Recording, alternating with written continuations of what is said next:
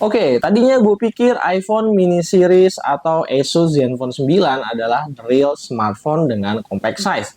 Tapi ternyata semuanya ambiar sama kemungkinan dari smartphone ini.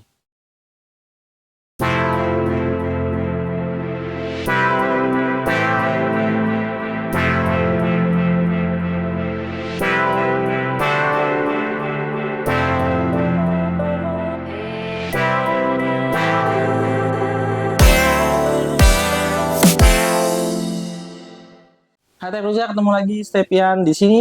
Video kali ini kita akan sharing sebuah smartphone unik anti mainstream yang bukan untuk kaum mendang-mending, karena smartphone ini adalah smartphone compact powerful yang sebenarnya. Sekedar info dulu ya, smartphone ini gue dapetin lewat jalur pembelian import secara resmi dan langsung dikirim dari factory-nya Unihertz. Jadi ini dipastiin semua pajak bea masuk dan lain sebagainya aman, udah kebayar. Jadi emailnya bisa dipakai untuk Indonesia. Untuk biaya all in yang harus gua keluarin semuanya sekitaran 3 jutaan, itu udah termasuk sama unit smartphone-nya. Untuk Unihertz sendiri adalah sebuah brand smartphone global yang punya segmentasi di smartphone anti mainstream.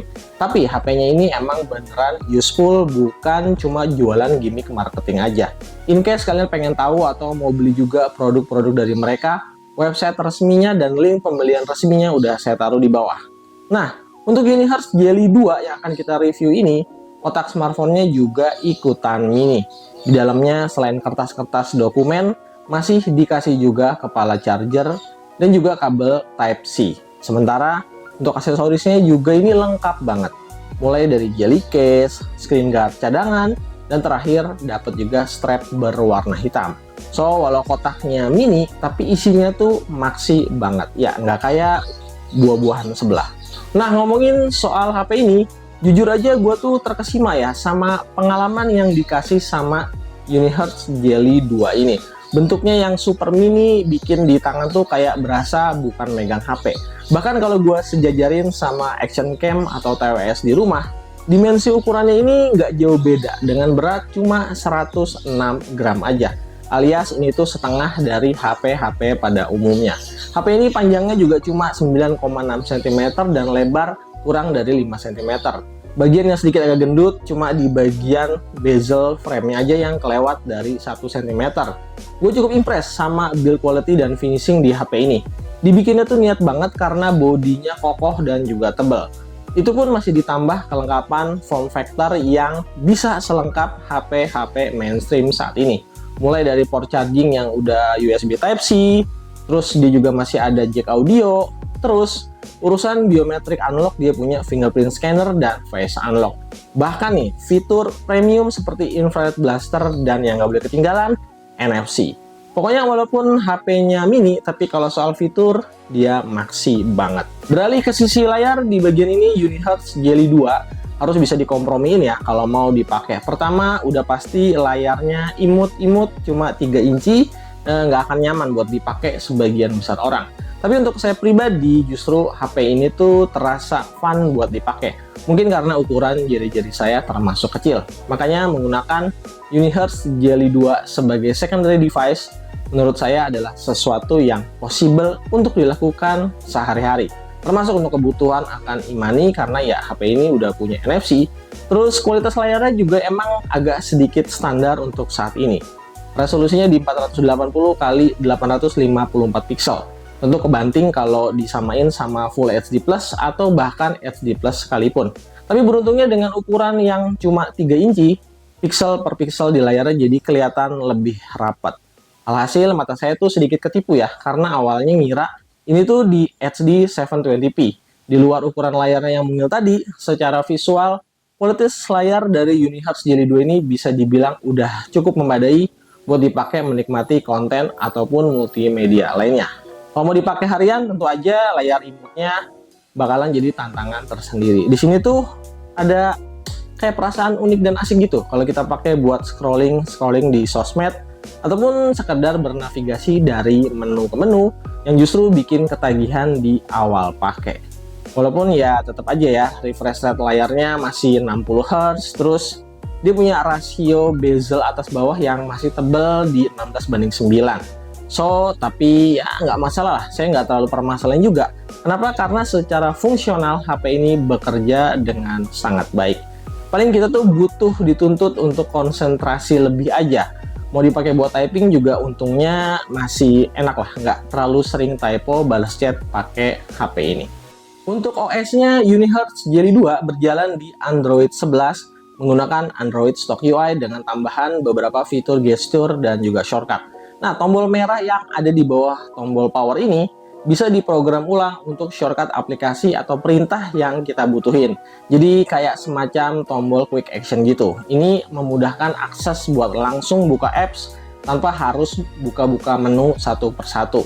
Nah, ini untuk menunjang kenyamanan, Unihertz Jelly 2 punya double atau dua metode navigasi, yaitu tombol navigation bar yang ada di bezel bawah, atau bisa juga pakai metode full screen gesture, atau bisa juga kombinasi di antara keduanya. Plus di bagian kiri tuh masih ada lampu LED indikator. Pokoknya soal urusan UI di sini tuh terasa enteng dan responsif selayaknya UI di Android stock. Bahkan walaupun layarnya imut-imut amit-amit, siapa sangka ternyata HP ini sanggup buka dua aplikasi sekaligus secara split screen. Sesuatu yang menurut saya mind blowing banget untuk di HP sekecil ini. Kalau kita ngomongin soal jeroan, mungkin Unihertz Jelly 2 sedikit ketinggalan. Dia masih pakai Helio P series yang pabrikasinya 12 nanometer. Di combo sama RAM 6GB dan internal storage 128GB dengan UFS 2.1, ini masih bisa diekspand via slot hybrid. Di real life pemakaiannya saya cukup impress sama performa HP ini. Dipakai untuk segala macam kebutuhan, hampir semuanya bisa dihandle dengan sangat baik. Buat tutup antar aplikasinya relatif cepat, terus di kemampuan ngejaga apps di background pada saat bermultitaskingnya juga mantep banget. Mungkin ini ada efek dari penggunaan Android stock tadi. Intinya Helio P60 masih bisa berbicara banyak di 2023. Skor Antutunya aja masih dapat angka 200 ribuan. Nah, di poin terakhir yang kalau terpaksa juga kita harus lakuin, apalagi bukan gaming. Ya, kalian nggak salah dengar. HP sekecil ini bisa dipakai untuk main game, mulai dari yang game ringan, kayak misalnya Subway Surfer, sampai ke game MOBA mainstream, kayak misalnya Mobile Legends. Semuanya tuh bisa jalan lancar jaya di 60 fps, meskipun dengan settingan grafis menengah. Sebenarnya kalau dipaksa main PUBG Mobile pun HP ini masih bisa ya, karena P60-nya masih oke. Cuma balik lagi, ya nggak nyaman dipakai untuk gameplay lebih dari 2 jari. Oh ya, ngomong-ngomong soal baterai, HP ini kapasitasnya 2000 mAh. Di pemakaian harian sambil sesekali main Mobile Legends dari full charge, dia bisa bertahan hampir sehari penuh dengan SOT ya 5 jam lebih sedikit.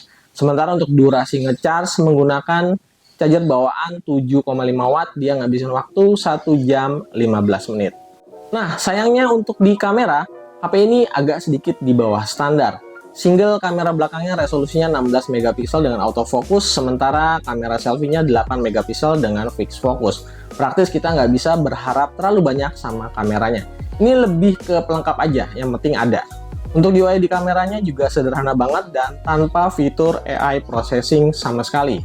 Untuk video recording, kamera belakangnya mentok Full HD 30fps dan di kamera depannya HD 30fps aja. Untuk stabilisasi di kedua kamera depan dan belakang udah support sama Ace Stabilizer. Nah, rata-rata hasil fotonya emang terkesan ala kadarnya. Masih agak sedikit ngangkat kalau kondisi cahaya di sekitarnya proper buat take foto. Jadi harus pinter-pinter timing kapan kameranya harus dipakai. Untuk video recordingnya juga 11-12. Di sini sebenarnya untuk stabilisasi Ace-nya kalau dinyalain hasilnya cukup stabil. Cuma karena croppingnya itu agak terlalu dalam, efeknya kualitas ketajaman videonya jadi turun cukup signifikan.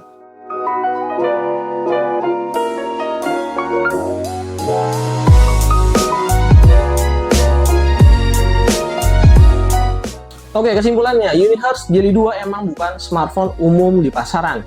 Dia kayak punya target segmented yang mungkin ngebutuhin smartphone dengan ukuran super compact tapi punya fitur selengkap smartphone Android pada umumnya. Jadi setelah saya pakai sehari-hari barengan sama Android flagship kayak Vivo iQOO 11, ternyata smartphone ini tuh bisa kasih user experience yang unik dan lumayan bikin kecanduan ya, terlepas dari beberapa kekurangan yang masih ada. Saya pribadi cukup happy pakai Unihertz Jelly 2 dan kayaknya bakalan terus pakai HP ini untuk nemenin iQOO 11 saya. Oke, segini dulu aja video sharing saya soal Unihertz Jelly 2. Kalau kalian berminat sama HP ini atau HP-HP smartphone lain dari Unihertz, cek aja link pembeliannya yang saya taruh di bawah. Sampai ketemu lagi di video selanjutnya. Saya Tengku pamit dan stay pen out. Bye-bye.